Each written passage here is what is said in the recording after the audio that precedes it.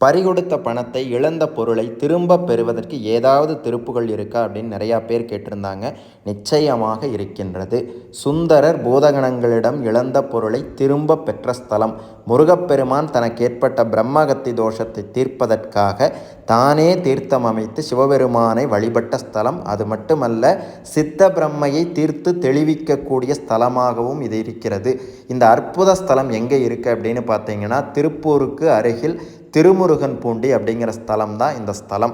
இந்த ஸ்தலத்தில் இருக்கக்கூடிய முருகப்பெருமான் மீது அருணகிரிநாத சுவாமிகள் பாடிய இந்த திருப்புகளை தொடர்ந்து பாராயணம் பண்ணி வழிபட்டு வந்தீங்கன்னா இழந்த பணம், பொருள், பதவி ஆகியவை அனைத்தும் முருகப்பெருமானுடைய அருளால் திரும்ப கிடைக்கும். அது என்ன திருப்புகள் அப்படின்னா, அவசியமுன் வேண்டி பலகாலும் அறிவின் உணர்ந்து ஆண்டுக்கு ஒரு நாளில் தவசபமும் தீண்டி கனிவாகி சரணமதும் பூண்டற்கு அருள்வாயே சபதமுடும் தாண்டி தகர்வூர்வாய் சடுசமயம் காண்டற்கு அறியானே சிவகுமரன் அன்பு ஈண்டிற் பெயரானே திருமுருகன் பூண்டி பெருமாளே.